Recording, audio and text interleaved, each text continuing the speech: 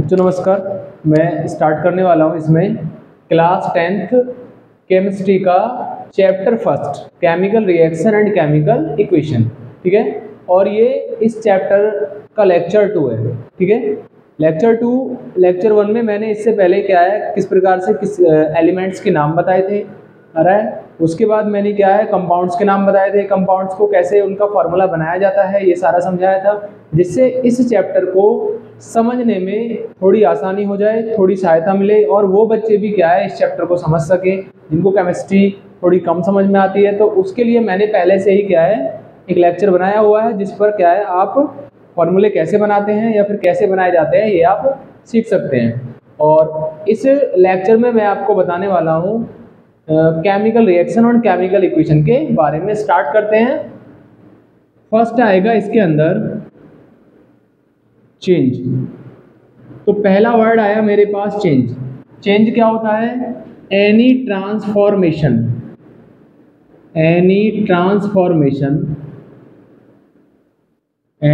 Transformation in physical and chemical property,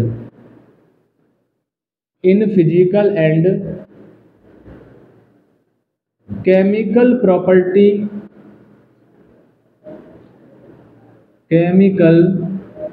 property of the substance.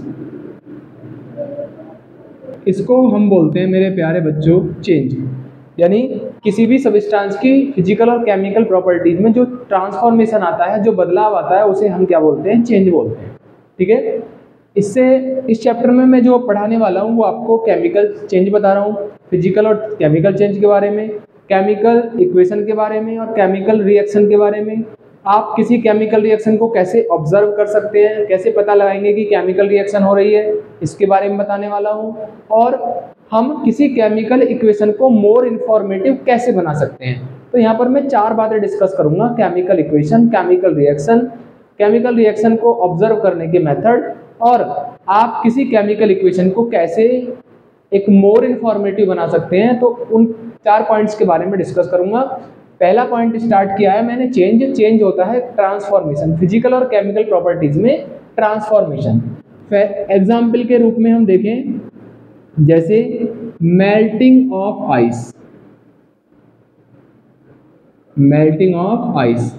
Ice का melt होना एक प्रकार से फिजिकल चेंज है, एक प्रकार से एक चेंज ही है। ठीक है, जिसमें आइस जो है वो सॉलिड स्टेट से किस में कन्वर्ट हो जाती है?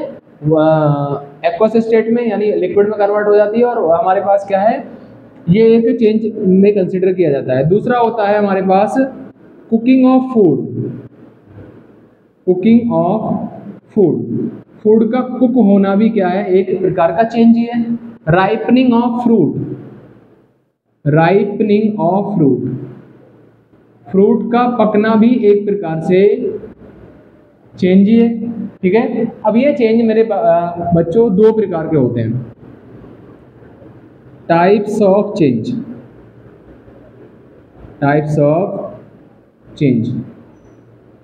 तो चेंज को पढ़ेंगे हम 2 टाइप्स। ये लेक्चर बच्चों 10th क्लास के लिए बहुत ही यूजफुल होने वाला है। उसके जो बच्चे क्या है ओलंपियाड की तैयारी कर रहे हैं या फिर क्या है इस प्रकार से नेशनल जो भी नेशनल लेवल पे कंपटीशन होते हैं उनकी तैयारी करते हैं, उनके लिए भी बहुत ज़्यादा क्या है इसके बेसिक्स को बिल्कुल क्लियर करेगा। तो 2 प्रकार के चेंज होते हैं। पहला होता है हमारे पास फिजिकल चेंज।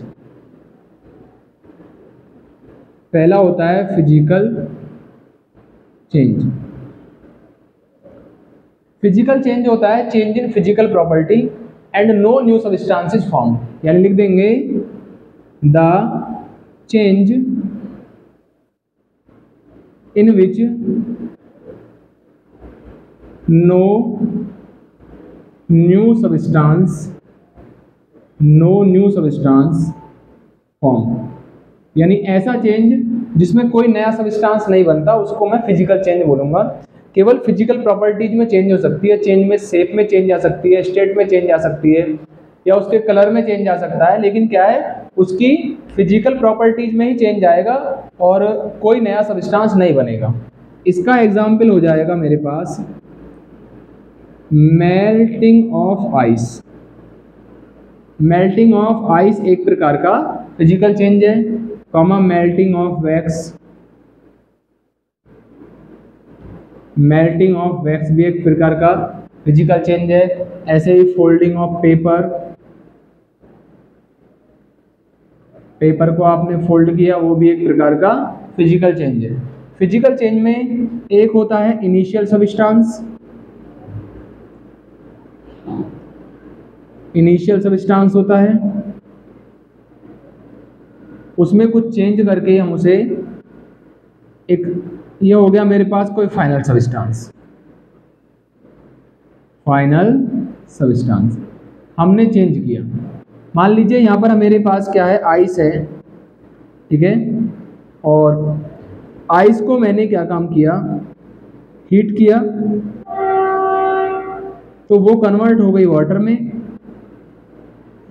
और वाटर को मैंने कूल किया तो वो कन्वर्ट हो गई आइस में।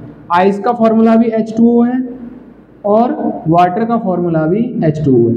तो ये हमारे सामने जो मैंने पढ़ाया ये है हमारे पास फिजिकल चेंज, यानी मेल्टिंग ऑफ आइस एक फिजिकल चेंज है, क्योंकि इसमें नया सब्सटेंस तो बनता नहीं है, पहले भी वाटर ही था, अभी पहले फॉर्मूला H2O है, अभी फॉर्मूला H2O है, केवल फिजिकल चेंज हो गई है। पहले यहाँ आइस थी, सॉलिड थी, यहाँ पर वाटर बन गया लिक्विड। तो इस प्रकार का चेंज मेरे प्यारे बच्चों कहलाएगा फिजिकल चेंज। फिजिकल चेंज में आपको इतना ही ध्यान रखना है, ये होता है रिवर्सिबल। रिवर्सिबल का मतलब ये है कि यदि मेरे पास क्या है, मैं इसमें फोर्स लगाता हूँ तो इसका कैप ओपन हो जाएगा, ठीक है, और दोबारा से कैप लगाया जा सकता है। तो ये एक प्रकार का मान लीजिए एज पर एग्जाम्पल ये फिजिकल चेंज है। कोई मेरे पास स्प्रिंग है, स्प्रिंग को मैं ऐसे क्या करता हूँ, स्ट्रेच करता हूँ, रबर बैंड को स्ट्रेच करता हूँ तो उसकी लेंथ बढ़ जाएगी, लेकिन छोड़ूंगा तो फिर बाद में वो अपनी ओरिजिनल लेंथ में आ जाएगा। तो ये सारी चीज़ें ना फिजिकल चेंज होती है, तो इतना हमको ध्यान रखना है। नेक्स्ट होता है हमारे पास केमिकल चेंज। नेक्स्ट नंबर 2 है हमारे पास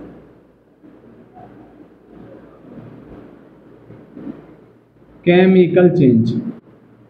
केमिकल चेंज वो होता है जिसमें कोई नया सब्सटेंस बनता है, जिसमें नया सब्सटेंस बनता है, इनिशियल फाइनल में चेंज हो जाता है, लेकिन इनिशियल और फाइनल में क्या है, जो केमिकल प्रॉपर्टी होती है वो बिल्कुल अलग होती है।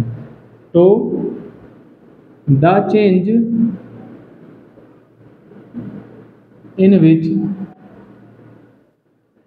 New substance form, new substance form with new chemical and physical property, new chemical and physical properties. नया सब्सटेंस बनता है लेकिन उसमें केमिकल और फिजिकल प्रॉपर्टीज कैसी होती हैं, बिल्कुल चेंज हो जाती हैं। तो इसको क्या बोलेंगे हम, इसको बोलेंगे केमिकल चेंज। केमिकल चेंज के एग्जांपल देख लेते हैं, जैसे conversion of milk into curd, conversion of milk into curd. Milk का कर्ड में कन्वर्जन हो रहा है, तो मिल्क की प्रॉपर्टी, मिल्क का टेस्ट अलग होता है, कर्ड का टेस्ट अलग होता है, ठीक है। मिल्क की स्टेट अलग होती है और कर्ड की स्टेट अलग होती है। कर्ड एक प्रेसिपिटेट है, मिल्क एक लिक्विड फॉर्म में होता है, ठीक है। तो होता यह है, कर्ड के अंदर कुछ और केमिकल सब्सटेंस जनरेट हो जाते हैं जो पहले मिल्क के अंदर प्रेजेंट नहीं थे। तो इस प्रकार से क्या है, conversion of milk into curd एक केमिकल चेंज है। ऐसे ही राइपनिंग ऑफ फ्रूट, ऐसे ही राइपनिंग ऑफ फ्रूट, फ्रूट का पकना भी एक प्रकार का केमिकल चेंज है। ऐसे ही रस्टिंग ऑफ आयरन, ये सारी चीजें हम डेली देखते हैं, हमारे डेली लाइफ से जुड़े हुए ऐसे केमिकल फिनोमिना है जो होते रहते हैं। दूसरा हो जाएगा rusting of iron, rusting of iron, iron में रस्ट का लगना। नेक्स्ट है फोटोसिंथेसिस, फोटोसिंथेसिस,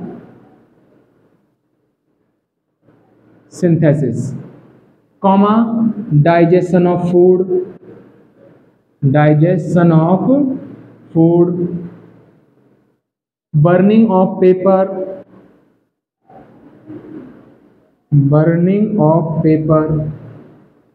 तो ये सारी चीजें, paper, petrol, CNG, LPG, plastic, ठीक है, क्लॉथ्स। तो ये सारी चीज़ें क्या होती हैं, केमिकल चेंज होती हैं, क्योंकि इसमें नया सब्सटेंस बनता है, right.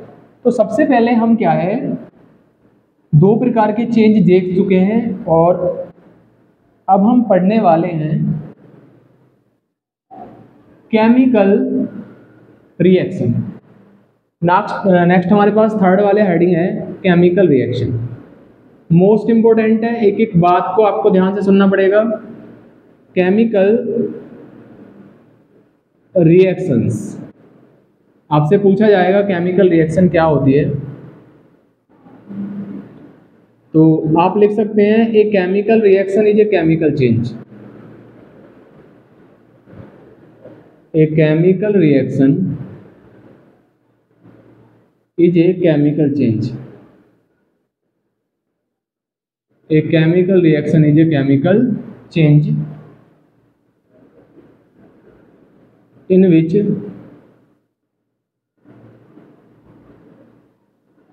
reactants convert into product. Reactants convert into product. जो रिएक्टेंट होते हैं वो प्रोडक्ट में चेंज हो जाते हैं। तो इस प्रकार के केमिकल चेंज को बोलते हैं केमिकल रिएक्शन। तो एक केमिकल रिएक्शन एक केमिकल चेंज होता है। तो जितने मैंने केमिकल चेंज में एग्जाम्पल दिए हैं वो केमिकल रिएक्शन के भी एग्जाम्पल हैं। जैसे हम बात करते हैं फोटोसिंथेसिस की, फोटोसिंथेसिस की।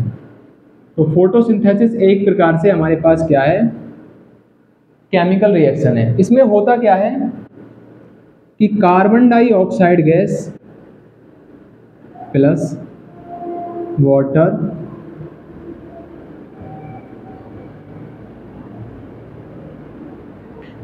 एरो, यहाँ पे एक ग्रीन कलर का सब्सटेंस होता है, इसे बोलते हैं हम क्लोरोफिल, ठीक है। और यहाँ पर हो गया मेरे पास सनलाइट। इस चारों कंपोनेंट आपस में क्या होते हैं, कहीं ना कहीं इंटरेक्ट होते हैं और इंटरेक्ट होकर क्या है, ये कन्वर्ट हो जाते हैं C6H12O6 में, प्लस यहाँ बनता है 6 mole of water and 6 mole of oxygen gas, 6 mole of oxygen gas. तो कहीं ना कहीं क्या है, ये केमिकल चेंज है, क्योंकि कार्बन डाइऑक्साइड और वाटर की प्रॉपर्टी जो है वो ग्लूकोज और किससे अलग है, ऑक्सीजन से अलग होती है, बिल्कुल अलग होती है। तो ये एक प्रकार का केमिकल चेंज है, ठीक है। ऐसे ही burning of magnesium ribbon, burning of magnesium ribbon, जब हम मैग्नीशियम रिबन को बर्न करते हैं तो वहां पर क्या है, एक वाइट कलर का पाउडर बनता है, वाइट कलर का बनता है क्या, एक पाउडर। तो वो भी क्या है, केमिकल रिएक्शन है, ठीक है। और भी हो जाएगा इसमें क्या है, reaction between zinc and, reaction between zinc and dilute H2SO4, dilute H2SO4, ये भी एक केमिकल रिएक्शन है। अब हमें क्या है बच्चों, केमिकल रिएक्शन को समझाने के लिए कुछ एक्टिविटीज़ दी हैं, तो उन एक्टिविटीज़ के माध्यम से क्या है, मैं आपको केमिकल रिएक्शन को समझाऊंगा कि भाई केमिकल रिएक्शन कैसे होती हैं और किस प्रकार का उनमें चेंजेस आता है। तो एक्टिविटी फर्स्ट में हमें दिखाया गया है बर्निंग ऑफ मैग्नीशियम रिबन। तो यदि हम एक्टिविटी NCERT की पढ़ें, एक्टिविटी 1 है burning of magnesium ribbon, burning of magnesium ribbon. Magnesium ribbon को जब आप बर्न करोगे, ठीक है, तो उसमें होता क्या है कि बर्नर, ये हमारे पास मान लीजिए बर्नर है, तो बर्नर पे हम क्या है, एक मैग्नीशियम रिबन लेंगे और मैग्नीशियम रिबन को बर्न करेंगे, ठीक है। यहाँ से इसको क्या है, हम एक टोंग से इसको क्या है पकड़ लेंगे, ये हमारे पास टोंग हो गया, TONG, ये है MG रिबन, ये हमारे पास बर्नर है, ठीक है। तो क्या होगा यहाँ पर, यदि मैं यहाँ पे इसको यहाँ पे रख दूंगा तो यहाँ पे एक तो यहाँ पे क्या है, बहुत तेज और वाइट डेजलिंग फ्लेम बनेगी, यहाँ बनेगी white dazzling flame, white dazzling यानी एक सफ़ेद चमकदार फ्लेम बनती है, ठीक है। और जलने के बाद इसमें से क्या बनता है, एक वाइट पाउडर बनता है, मैग्नीशियम ऑक्साइड का white powder, magnesium oxide white powder का फॉर्मेशन होता है, वाइट पाउडर। तो ये एक प्रकार से हमारे पास क्या हो गई है, केमिकल रिएक्शन हो गई है। इस रिएक्शन को जब करते हैं तो हमें दो बातें प्रिकॉशन हमें दो ध्यान रखनी पड़ती हैं। एक तो आईज पर क्या है, एक आई प्रोटेक्शन लगा लेते हैं, कोई स्पेक्टिकल्स वगैरह चश्मा वगैरह लगा लेते हैं, जिससे कि क्या है हमारी आंख में ज़्यादा रोशनी एंटर, वाइट फ्लेम ज़्यादा एंटर ना करे। दूसरा, हम जब इसको मैग्नीशियम रिबन को जलाते हैं तो उससे पहले क्या है, इसके ऊपर इसको क्लीन करते हैं with the help of sand paper. यहाँ पर सैंड पेपर से इसको क्लीन, क्योंकि इसके ऊपर क्या है, बेसिक मैग्नीशियम ऑक्साइड की एक लेयर जम जाती है, इसके ऊपर जम जाती है basic magnesium oxide, basic magnesium oxide की लेयर। इस बेसिक मैग्नीशियम ऑक्साइड की लेयर को हटाने के लिए हम इसको पहले सैंड पेपर से रब करते हैं, जिससे क्या है ये लेयर हट जाती है और फिर हमारा मैग्नीशियम रिबन अच्छे से बर्न हो जाता है। तो ये हमारे पास एक एक्टिविटी है और इसमें दो जो क्वेश्चंस हैं ये ध्यान रखने हैं कि एक तो आई प्रोटेक्शन और दूसरा मैग्नीशियम रिबन को बर्न करने से पहले उसको सैंड पेपर से क्लीन कर लेते हैं, जिससे बेसिक मैग्नीशियम ऑक्साइड की जो लेयर उनके ऊपर जम गई है उसको क्या है प्रॉपर्ली हटाया जा सके। दूसरी एक्टिविटी है इसके अंदर, एक्टिविटी 2 है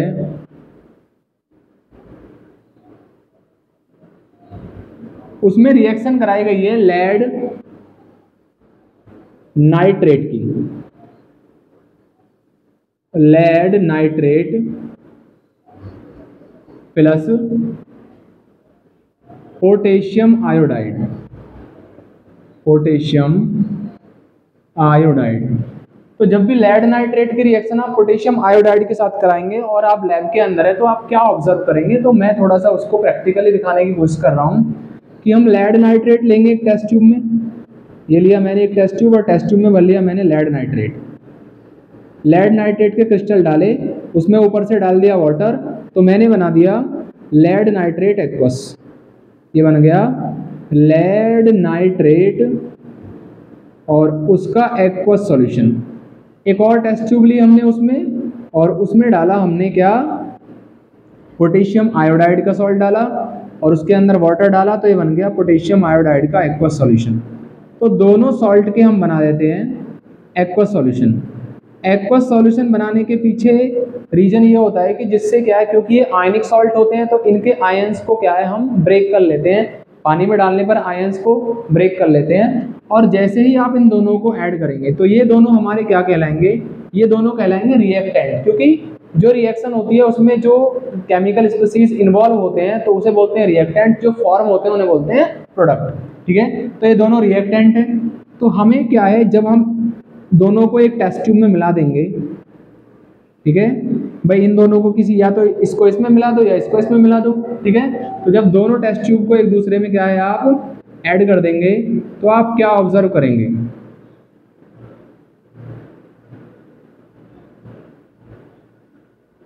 आपने इसको इसमें ऐड कर दिया, ठीक है। ये मेरे पास क्या था, KI था पोटेशियम आयोडाइड और ये था मेरे पास लेड नाइट्रेट, ये था मेरे पास लेड नाइट्रेट। लेकिन पोटेशियम आयोडाइड को जब मैं लेड नाइट्रेट में ऐड करूँगा, इसमें ऐड करूँगा दोनों को, तो यहाँ पर मेरे पास क्या बनेगा, इसको ऐसे नहीं रिप्रेजेंट करें तो इसको हम ऐसे दिखा देते हैं कि मैंने एक टेस्ट ट्यूब में दोनों को ऐड कर लिया। एक टेस्ट ट्यूब में ऐड करने के बाद क्या है, आप देखेंगे कि एक सब्सटेंस इसमें फॉर्म्ड होगा जिसका नाम होगा लेड आयोडाइड, लेड आयोडाइड। और एक तो ये सॉलिड होगा और एक ये प्रेसिपिटेट होगा, प्रेसिपिटेट के रूप में बनेगा, ठीक है। और ऊपर इकट्ठा हो जाएगा, जब थोड़ी स्टैंड कर देंगे इसको, इसमें पोटेशियम नाइट्रेट, पोटेशियम नाइट्रेट इकट्ठा हो जाएगा जो कि कलरलेस लिक्विड होगा, एक प्रकार से कलरलेस होगा। और ये लिक्विड की तरह होगा, वाटर की तरह होगा, और नीचे बैठ जाएगा एक लेड हाइड्राइड यानी सॉलिड का वाइट प्रेसिपिटेट। तो ये हमारे लिए लैब एक्टिविटी है। यदि हम लैब में ऐसा करते हैं तो चीज़ें हमें ऐसे ही दिखेंगी जैसा बताया गया। तो ये भी एक केमिकल रिएक्शन है, ठीक है। उसके बाद एक्टिविटी नंबर 3 में हमें समझाया गया है कि हम एक कॉनिकल फ्लास्क लेते हैं। ये हमारे पास एक कॉनिकल फ्लास्क है और इसमें हम लगा देते हैं एक कॉर्क। ये मैंने एक कॉर्क लगा दी और इसमें लगा देते हैं हम एक ग्लास ट्यूब। ये क्या है? एक ग्लास ट्यूब। और इसमें फिल कर देते हैं 2 चीज़ें, एक तो डाइल्यूट H2SO4 और जिंक मेटल। ये मैंने भर दिया इसमें जिंक मेटल।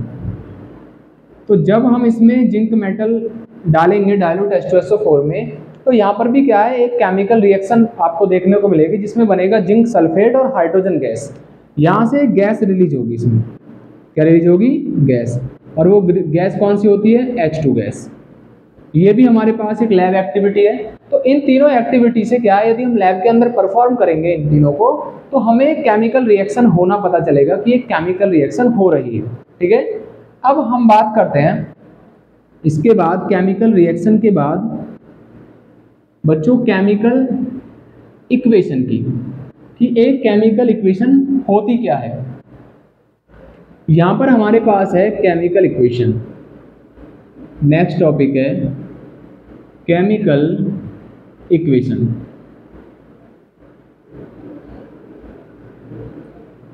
जब केमिकल रिएक्शन में यूज होने वाले रिएक्टेंट और प्रोडक्ट को किसके द्वारा रिप्रेजेंट किया जाता है? सिंबल और केमिकल फॉर्मूला के द्वारा, तब उसे बोला जाता है chemical equation.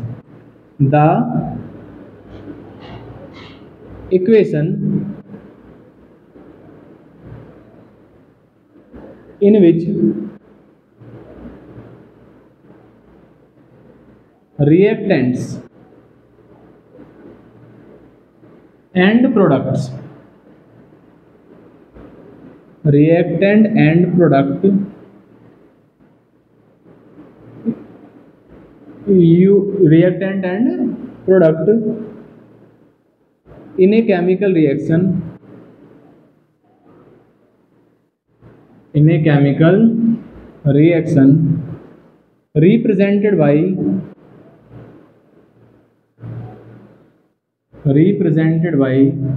symbol and formula,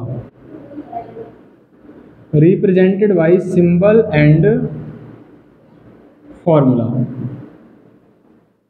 symbol and formula।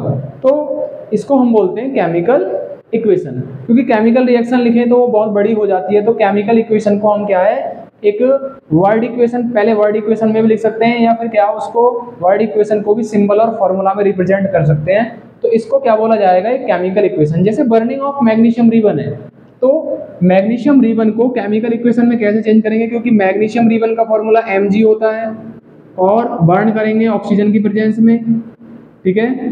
तो बन जाएगा magnesium oxide, magnesium oxide.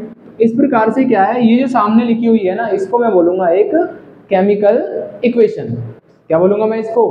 Chemical equation बोलूंगा। तो ये हमें ध्यान रखना है कि भाई कोई केमिकल इक्वेशन होती क्या है। तो किसी केमिकल रिएक्शन में यूज होने वाले रिएक्टेंट और प्रोडक्ट को जब आप सिंबल और फॉर्मूला से रिप्रेजेंट करते हैं, तब उसे हम एक केमिकल इक्वेशन कहते हैं। जैसे कि मैंने सामने केमिकल इक्वेशन लिखी हुई है, राइट। तो केमिकल इक्वेशन एक केमिकल रिएक्शन का एक शॉर्ट फॉर्म होती है, जिसमें हम क्या है, अच्छे से उसको क्या है, केमिकल रिएक्शन को समझ लेते हैं और कम टाइम में समझ लेते हैं, तो उसे केमिकल इक्वेशन कहते हैं, राइट। ऐसे जैसे जिंक ग्रेन्यूल्स को जब डाइल्यूट H2SO4 में डाला जाता है, डाइल्यूट H2SO4 में, हाइड्रोजन सल्फेट में या सल्फ्यूरिक एसिड में डाला जाता है, तो जिंक सल्फेट बनता है, जिंक सल्फेट बनता है और वहाँ निकलती है हाइड्रोजन गैस। तो ये भी एक क्या हो गया मेरे पास, केमिकल इक्वेशन हो गई। ऐसे क्या होता है कि अभी समझने के लिए इतना काफ़ी है, क्योंकि केमिकल इक्वेशन हम बहुत सारी पढ़ेंगे। बस हमें क्या है, एक पॉइंट पता होना चाहिए कि सिंबल और फॉर्मूला से रिप्रेजेंट करने से केमिकल इक्वेशन आ जाती है। ये हमें ध्यान रखना है। अब बात आती है कि हम किसी केमिकल इक्वेशन से हमें क्या जानकारी मिलती है, किसी के बारे में हमें जानकारी कैसे मिलती है। और केमिकल इक्वेशन जब होती है बेटा, तो हमेशा ध्यान रखना है जो एरो से पहले लिखे जाते हैं वो रिएक्टेंट्स होते हैं, और जो एरो के बाद लिखे जाते हैं वो प्रोडक्ट होते हैं। Reactant, the chemical substance involve in the reaction known as reactant. Product, the chemical substance formed in the chemical reaction known as product. ठीक है। और reactant and product both are separated with the help of an arrow. तो एक arrow के द्वारा separate करते हैं इसको, तो इसको हम बोलते हैं मेरे बच्चों केमिकल इक्वेशन। ध्यान रखना है। ठीक है। अब किसी केमिकल इक्वेशन से हमें क्या जानकारी मिलती है, देखिए मान लीजिए मैंने केमिकल इक्वेशन लिखी है। मैंने लिखा है कि 2mg solid plus O2 gas is equal to 2mgO solid. ठीक है।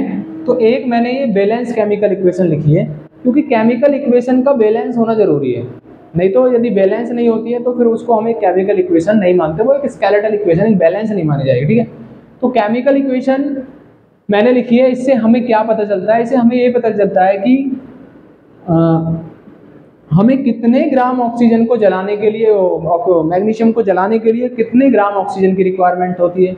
एक तो हमें मोल पता चल जाता है, पहला है हमारे पास हमें मोल पता चल जाता है कि भाई यहाँ पर ऑक्सीजन मैग्नीशियम के 2 मोल है और यहाँ पर 1 मोल है। ध्यान रखना, यहाँ पर मैग्नीशियम के कितने मोल हैं 2, और यहाँ पर ऑक्सीजन का कितना मोल है 1, और यहाँ पर मैग्नीशियम ऑक्साइड के कितने मोल बने 2 मोल बने। तो हमें एक तो मोल के बारे में पता चलता है। ये मोल जो हमारे पास वो होता है, वो किसी सब्सटेंस की जो हमारे पास सब्सटेंस है उसकी एक यूनिट है। ठीक है। अमाउंट ऑफ सब्सटेंस की यूनिट होती है मोल, कि हमारे पास कोई सब्सटेंस कितना है, तो उसे हम मोल में कंसिडर करते हैं। दूसरा, हमें एटम की पता चल जाती है। यदि हम एटम देखें तो यहाँ पर क्या है, मैग्नीशियम के 2 एटम है, यहाँ पर ऑक्सीजन के 2 एटम है, ऑक्सीजन के 2 एटम है, मैग्नीशियम के भी 2 ही एटम है, ऑक्सीजन के भी यहाँ पर 2 एटम है। हमें मॉलिक्यूल की पता चल जाती है। यहाँ पर मॉलिक्यूल नहीं है, लेकिन यहाँ पर एक मॉलिक्यूल है, ऑक्सीजन का एक मॉलिक्यूल से। तो हमें मॉलिक्यूल्स की पता चल जाती है कि किसी केमिकल रिएक्शन में कितने मॉलिक्यूल इन्वॉल्व हो रहे हैं। दूसरा, हमें यदि कोई गैस दे रखी है तो गैस के मोल पता चल जाता है, उसका लीटर में हम वॉल्यूम निकाल सकते हैं। ये गैस है तो 1 मोल गैस है, और 1 मोल गैस का जो वॉल्यूम होता है वो 22.4 लीटर होता है। तो हमें मोल के बारे में पता चल जाती है।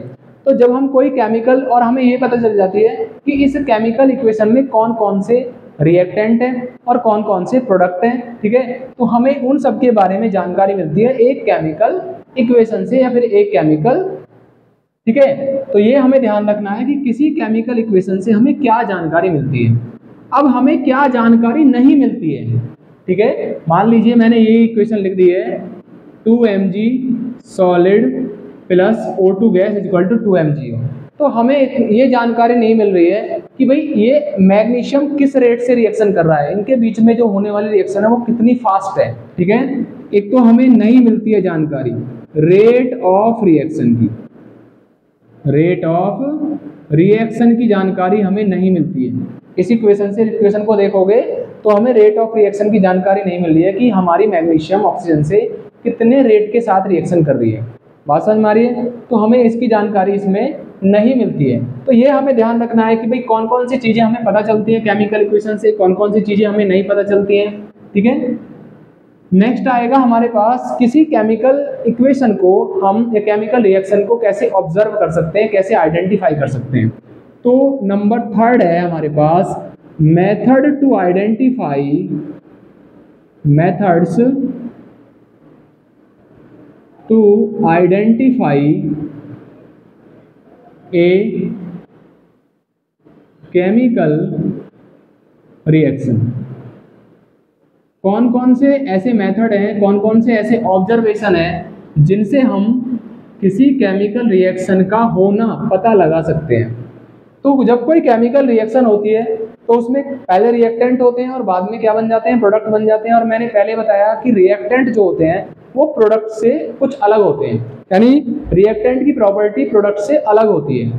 तो उन प्रॉपर्टी को ही ऑब्जर्व करते हैं हम, भी कौन सी प्रॉपर्टी अलग होती है, तो उनसे हम आइडेंटिफाई कर लेते हैं कि हाँ ये रिएक्शन एक केमिकल रिएक्शन, एक केमिकल चेंज है। ठीक है, तो ऐसे हमारे पास क्या है 5 मेथड्स हैं।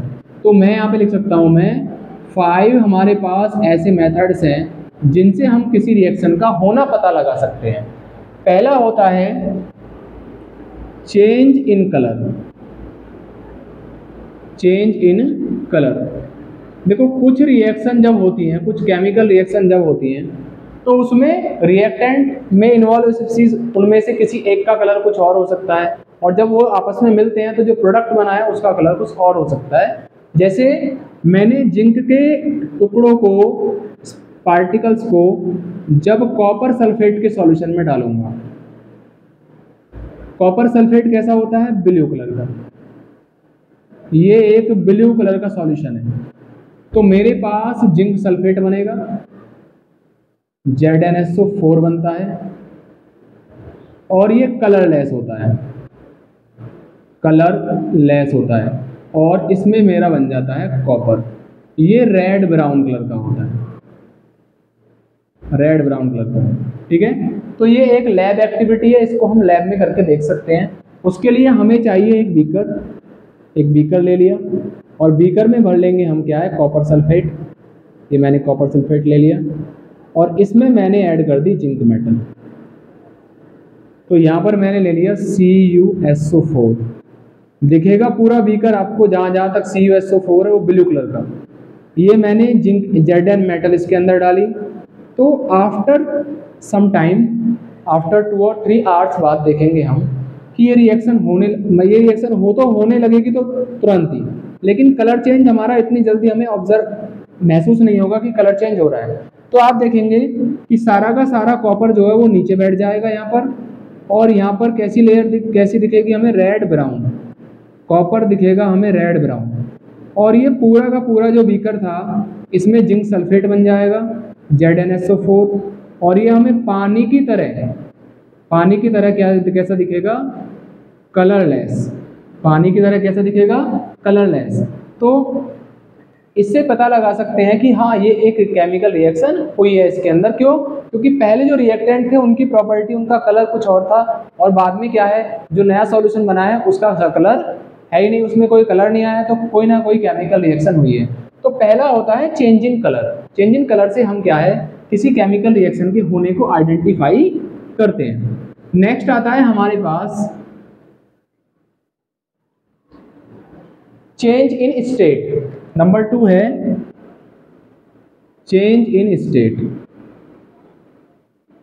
चेंज इन स्टेट, स्टेट में चेंज हो जाती है। जैसे मेरे पास हाइड्रोजन गैस है के 2 मोल है, प्लस ऑक्सीजन गैस है उसका 1 मोल है, तो जब मैं दोनों की रिएक्शन कराऊंगा तो मेरे पास 2H2O बनेगा और लिक्विड बनेगा। ठीक है, ये रिएक्शन कैटलिस्ट की प्रेजेंस में होती है, कैटलिस्ट की प्रेजेंस में। ठीक है, वो कैटलिस्ट के बारे में भी मैं आऊँगा। तो हाइड्रोजन गैस है, इधर ऑक्सीजन गैस है, लेकिन दोनों किसके स्टेट में है, गैसियस स्टेट में। लेकिन जब वो रिएक्शन करके वाटर बनाएंगे तो वाटर किस स्टेट में चला जाएगा, वाटर आएगा मेरा लिक्विड स्टेट में। तो इसलिए ये क्या हो गया, चेंज इन स्टेट का एग्जाम्पल हो गया। चेंज इन स्टेट का क्या हो गया है, एग्जाम्पल। ये हमें ध्यान रखना है, राइट। दूसरा हमारा होगा चेंज इन स्टेट के बाद नंबर 3 हो जाएगा, चेंज इन कलर हो गया, चेंज इन स्टेट हो गया, change in temperature. Change in temperature, temperature में चेंज, टेम्परेचर में चेंज होगा। उसके लिए हमें क्या है, कैल्शियम ऑक्साइड लेना पड़ेगा। ये मेरे पास है कैल्शियम ऑक्साइड, और इसके पीस को मैं डालूंगा वाटर में। ठीक है, तो ये है, इसको बोलते हैं हम QuICK, क्विक लाइम बोलते हैं, या फिर कैल्शियम ऑक्साइड बोलते हैं। वाटर में जब इसके पीस को डाला जाएगा तो कैल्शियम हाइड्रोक्साइड बनेगा, कैल्शियम हाइड्रोक्साइड प्लस हीट, इसमें से हीट रिलीज होगी। क्या रिलीज होगी इसमें से, हीट। तो ये जो रिएक्शन है ये हमारे पास चेंज इन टेम्परेचर का एक एग्जाम्पल है। तो उसके लिए हमें एक बीकर चाहिए, बीकर, और बीकर में हमें लेंगे वाटर, कुछ अमाउंट ऑफ वाटर, और उसमें ऐड करेंगे हम क्या है, CaO। जब आप CaO ऐड करेंगे तो आपको एक सॉल्यूशन मिलेगा इसमें, और वो होगा कैल्शियम हाइड्रोक्साइड का एक प्रकार से सस्पेंशन मिलेगा, ठीक है। और इसमें हीट रिलीज होगी। जब हम इस बीकर को टच करके देखेंगे तो हमें पता चलेगा कि ये बीकर काफ़ी गर्म हो गया है, पहले से काफ़ी गर्म हो गया है, पहले बिल्कुल ठंडा था, ठीक है, और अब ये बहुत ज़्यादा गर्म हो गया है। तो ये इसमें क्या हुआ है, कोई केमिकल रिएक्शन हुई है। तो इसे हम पहचान लेंगे कि भाई चेंज इन टेम्परेचर हुआ है, तो कोई केमिकल रिएक्शन इसके अंदर हुई है। नेक्स्ट आता है इसके अंदर नंबर थर्ड हो गया, number 4, formation of precipitate. Formation of precipitate का बनना। प्रेसिपिटेट क्या होता है, एक केमिकल रिएक्शन के दौरान बना एक इनसॉल्युबल सब्सटेंस। जैसे मिल्क को जब कन्वर्ट करते हैं तो कर्ड एक प्रेसिपिटेट होती है। कर्ड क्या होती है, प्रेसिपिटेट। तो प्रेसिपिटेट एक सॉलिड सब्सटेंस बनता है जो आयन के एक्सचेंज से बनता है। तो उसमें हम डबल डिस्प्लेसमेंट रिएक्शन में, जैसे लेड नाइट्रेट का हम एक्वस सॉल्यूशन लें। अब लेड नाइट्रेट व्हाइट कलर के क्रिस्टल होते हैं, व्हाइट कलर के क्रिस्टल होते हैं, पानी में डालोगे तो पानी के जैसा कलर वाला एक हमारे पास सॉल्यूशन बन जाएगा। उसमें डालेंगे पोटेशियम आयोडाइड, तो पोटेशियम आयोडाइड भी एक सॉल्यूशन बनाएगा, ये थोड़ा व्हाइट कलर का सा सॉल्यूशन बनाएगा। जब इन दोनों को हम ऐड करते हैं तो PbI2 का एक येलो प्रेसिपिटेट बनता है, लेड आयोडाइड का बनता है एक येलो प्रेसिपिटेट, PPT बनता है। प्रेसिपिटेट को शॉर्ट में PPT बोलते हैं। और 2KNO3 बनता है, ये बनेगा एक्वस। क्या बनेगा, एक्वस। तो यहाँ पर क्या है, जब दो सॉल्यूशन को मिक्स किया जो कि कलरलेस थे ऑब्वियसली, ठीक है, और तो हमें एक येलो कलर, जब दोनों का ऐड किया एक येलो कलर का प्रेसिपिटेट मिला। तो इसलिए इसको क्या है, यहाँ पर हम कह सकते हैं कि यहाँ पर भी कोई ना कोई केमिकल रिएक्शन हुई है, राइट। नेक्स्ट है हमारे पास evolution of gas. Evolution of gas number 5 है EVOLUTION, evolution of gas, gas का इवोल्यूशन। अब बहुत सी रिएक्शन ऐसी होती हैं जिनमें क्या है, गैस रिलीज होती है। जैसे अभी मैंने एग्जाम्पल बताया कि जब जिंक के टुकड़ों को, जब मैं जिंक के टुकड़ों को, जिंक के ग्रेन्यूल्स को डाइल्यूट H2SO4 में डालूंगा, डाइल्यूट H2SO4 में डालूंगा, तो यहाँ से जिंक सल्फेट बनेगी, जिंक सल्फेट बनेगा, और हाइड्रोजन गैस इवॉल्व होगी। हाइड्रोजन गैस क्या होगी, इवॉल्व। तो ये भी एक प्रकार की हमारी एक केमिकल रिएक्शन को आइडेंटिफाई करने का मेथड है। जैसे मेरे पास है CaCO3 कैल्शियम कार्बोनेट है, और ये मेरे पास इसका मुझ पे एक्वस सॉल्यूशन है। फिर इसमें मैंने डाला डाइल्यूट HCl, डाइल्यूट HCl डाला, तो डाइल्यूट HCl डालने पर बनेगा CaCl2 का एक्वस सॉल्यूशन प्लस H2O बनेगा, ये लिक्विड होगा, प्लस इसमें से निकलेगी कार्बन डाइऑक्साइड गैस। तो यहाँ पर कार्बन डाइऑक्साइड गैस निकलेगी ब्रिस्क एफरवेसेंस के साथ, ठीक है। तो कहीं ना कहीं क्या है, यहाँ पर गैस रिलीज हो रही है। तो गैस रिलीज जिन उसमें होती है, तो उनसे हम क्या है, ये आइडेंटिफाई कर सकते हैं कि हाँ ये कोई केमिकल रिएक्शन हो रही है। और ये सारी सारी एक्टिविटीज को हम लैब में करके देख सकते हैं यदि हमारे पास अवेलेबल मटेरियल है तो, राइट। नेक्स्ट, हम किसी केमिकल इक्वेशन को मोर इंफॉर्मेटिव कैसे बना सकते हैं। How to make more informative a chemical equation. तो यहां पर आ जाएगा how to make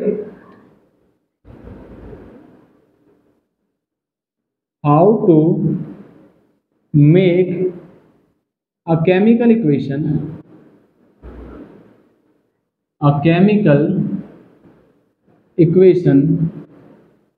more informative। How to make a chemical equation more informative. हम किसी केमिकल इक्वेशन को मोर इंफॉर्मेटिव कैसे बना सकते हैं? हम किसी केमिकल इक्वेशन को मोर इंफॉर्मेटिव कैसे बना सकते हैं? तो उसके लिए हमें क्या है, यदि हम कोई केमिकल इक्वेशन देखें और हम ले लेते हैं CaCO3 जो कि सॉलिड है, प्लस उसमें HCl डालेंगे जो कि डाइल्यूट है, मिलकर बनाएगा CaCl2 जो कि एक्वस है, वाटर जो कि लिक्विड है, और गैस बनेगी उसमें कार्बन डाइऑक्साइड, वो गैस है। ठीक है, तो हमने केमिकल इक्वेशन लिखी है और मैंने इसके अंदर होने वाले जो चेंजेस है उसको लिखा है, प्लस ये हमने इसमें लिख दिया। अब हम कौन कौन से हमारे पास ऐसे मेथड्स हैं जिनसे हम क्या है किसी केमिकल इक्वेशन को मोर इंफॉर्मेटिव बना सकते हैं। पहला है आप नेम लिख सकते हैं, name of reactant and product. देखो यदि आप केमिकल इक्वेशन लिख रहे हैं तो आपने फॉर्मूला तो लिखा ही होगा ऑब्वियसली, लेकिन यदि आपको क्या है और ज़्यादा उसे इंफॉर्मेटिव बनाना है तो आप उन जो केमिकल फॉर्मूला लिखा है रिएक्टेंट और प्रोडक्ट का, उनको आप क्या लिख सकते हैं, उनके नेम लिख सकते हैं। नेम लिखेंगे तो क्या होगा कि उसमें यूज होने वाले जो केमिकल जो रिएक्टेंट है और प्रोडक्ट है उनके नाम की क्या है हमें जानकारी हो जाएगी। पहला पॉइंट है। दूसरा पॉइंट है mention the state of reactant and product. हम जो रिएक्टेंट और प्रोडक्ट उसमें यूज हुए हैं ना उनकी स्टेट मेंशन कर सकते हैं। तो यदि कोई चीज़ सॉलिड है, उसमें सॉलिड है तो उसको उसके फॉर्मूला के बाद हम ऐसे लिख सकते हैं। यदि वो लिक्विड है तो उसके फॉर्मूला के बाद हम L लिख सकते हैं। यदि वो गैस है तो फॉर्मूला के बाद गैस लिख सकते हैं। यदि वाटर में सॉल्यूशन बनाया है, solution in water, solution form में है और आपने वाटर ऐड करा है तो फॉर्मूला के बाद आप एक्वस लिख सकते हैं। क्या लिख सकते हैं? Aqueous, right. तो ये हम चीज स्टेट मेंशन कर सकते हैं। आपने एसिड को डाइल्यूट किया है तो जो एसिड होगा उसका फॉर्मूला प्लस आप उसके बाद या उसके पहले DIL लगा सकते हैं, डाइल्यूट लगा सकते हैं। या आपने एसिड को कंसंट्रेटेड एसिड यूज किया है तो फॉर्मूला के बाद आप CONC लिख सकते हैं। जैसे डाइल्यूट HCl मैंने लिख दिया, या फिर कंसंट्रेटेड H2SO4 मैंने लिख दिया। इसमें आप पहले या बाद में लिख सकते हैं, उससे कोई दिक्कत नहीं है। तो दो चीज़ें तो ये है कि हम नेम लिख सकते हैं और दूसरा क्या लिख सकते हैं, उसका स्टेट मेंशन कर सकते हैं। नेक्स्ट आ जाएगा हमारे पास रिएक्शन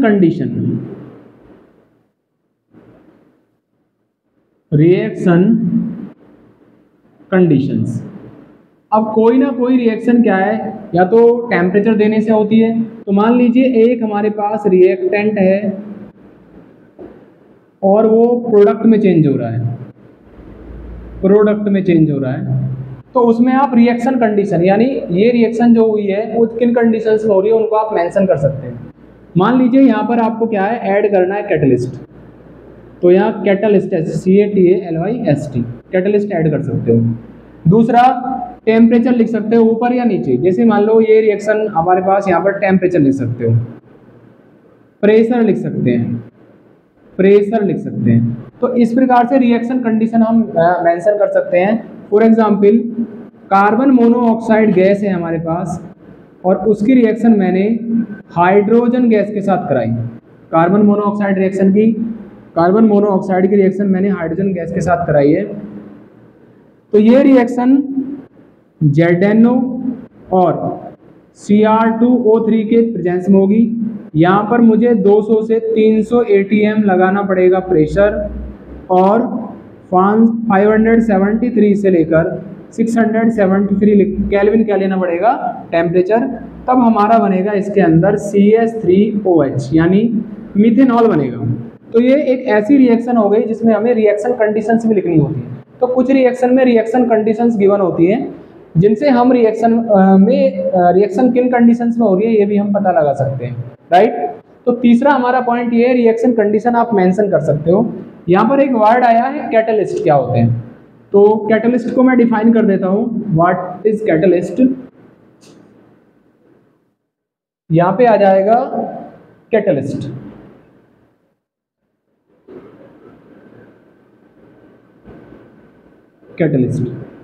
कैटलिस्ट क्या है,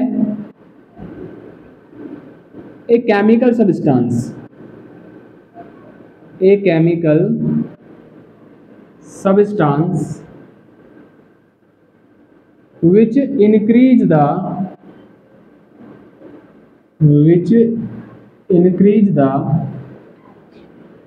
rate of a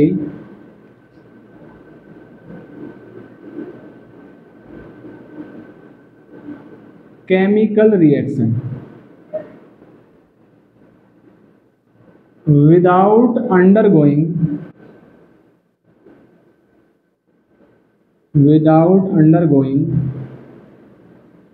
any permanent chemical change,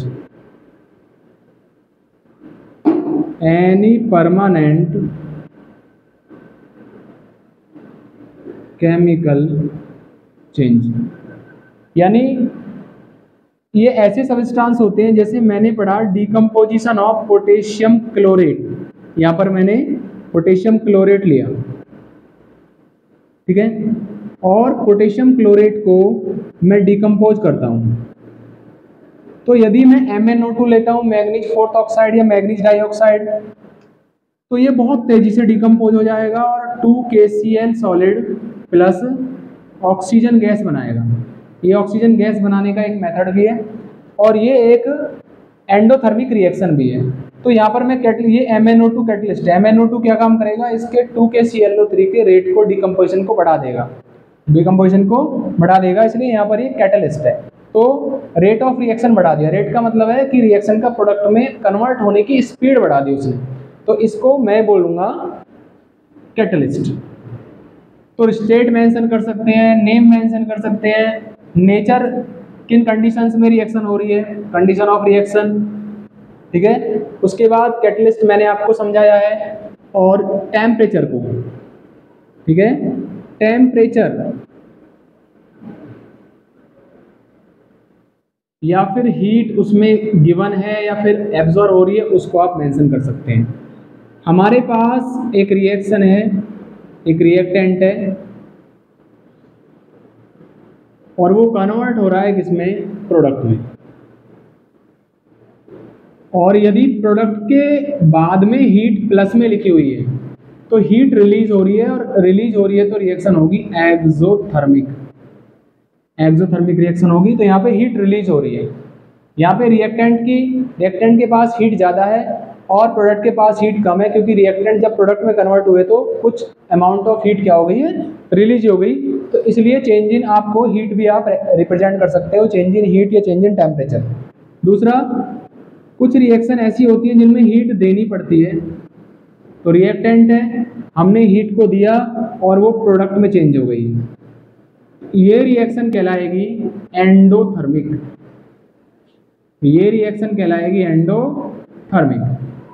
अब एंडोथर्मिक रिएक्शन को यहाँ पर हीट भी दिखा सकते हैं, हीट को रिएक्टेंट के तरफ भी प्लस लगा सकते हैं, यानी reactant plus heat is equal to product, ऐसा भी आप कर सकते हैं। ऐसा भी कर सकते हैं इन्हीं रिएक्शन में कि reactant is equal to product और माइनस हीट कर सकते हैं। तो जब हीट गिवन होती है तो यहाँ पे एरो का साइन लगा सकते हैं, हीट भी लिख सकते हैं यहाँ पर, ठीक है, यहाँ पर लिख सकते हैं, पहले हीट प्लस में लिख सकते हैं या फिर माइनस में भी लिख सकते हैं। तो ये तीनों ही एंडोथर्मिक रिएक्शन का रिप्रेजेंटेशन है। तो किसी भी रिएक्शन को मोर इंफॉर्मेटिव बनाने के लिए आप ऐसा कर सकते हैं। नेक्स्ट हो जाएगा मेरे पास इसमें इवोल्यूशन ऑफ गैस। यदि गैस इवॉल्व हो रही है number next 5, evolution of gas. Evolution of gas, gas evolve हो रही है तो जो गैस इवॉल्व हो रही है ऐसे लगा के और उसके ऊपर लगा देंगे एरो का साइन। और ये जनरली हाइड्रोजन गैस के लिए लगाया जाता है, क्योंकि हाइड्रोजन गैस एयर से हल्की होती है, CO2 O2 या N2 से हल्की होती है, तो ये क्या है ऊपर चली जाती है, तो इसलिए क्या है एरो ये लगाया जाता है इवोल्यूशन ऑफ गैस का। तो मोस्टली हाइड्रोजन के केस में लगाया जाता है, ना कि अदर गैसेस के केस में। यदि अदर गैसेस केस में लगा दिया तब भी सही है, ठीक है, रिप्रेजेंट करने के लिए दिखा सकते हैं। तो हमें ये ध्यान रखना है। दूसरा हमें formation of precipitate, formation of precipitate, formation of precipitate. तो जब भी हमारे पास क्या है प्रेसिपिटेट का फॉर्मेशन होता है तो सॉलिड लगाएंगे और सॉलिड के नीचे क्या लगा देंगे, एरो लगा देंगे। मान लीजिए मेरे पास कोई रिएक्टेंट है और वो कन्वर्ट होता है प्रोडक्ट में, और ये प्रोडक्ट एक प्रेसिपिटेट है, तो इस प्रकार से सॉलिड लगाकर उसको नीचे की तरफ एरो लगा देंगे। तो इन सब मेथड से हम क्या है एक रिएक्शन को बहुत मोर इन्फॉर्मेटिव बना सकते हैं, ठीक है। तो ये हमें ध्यान रखना है। तो इस क्लास में इतना ही है। हमने इस क्लास में पढ़ा था चेंज दो प्रकार के होते हैं, फिजिकल और केमिकल चेंज। दूसरा हमने पढ़ा केमिकल रिएक्शन, केमिकल इक्वेशन को आइडेंटिफाई करने के मेथड, और how to make the chemical equation more informative. तो ये सारी जानकारी हमने इसमें ली है। नेक्स्ट वीडियो में मैं आपको पढ़ाने वाला हूँ balancing of a chemical equation, how to balance a chemical equation. तो वो हमारा लेक्चर 3 होगा। लेक्चर 2 में और फर्स्ट में लेक्चर 1 में मैंने केमिकल फार्मूला कैसे बनाते हैं, केमिकल उसके बाद एलिमेंट्स के नाम बताए थे, और इसमें मैंने क्या है चैप्टर को शुरुआत किया। चैप्टर में कुछ इन्वॉल्व होने वाली डेफिनेशन को प्रैक्टिकल के थ्रू या फिर क्या है जनरल इंट्रोडक्शन से मैंने आपको समझाया है। Okay, thanks.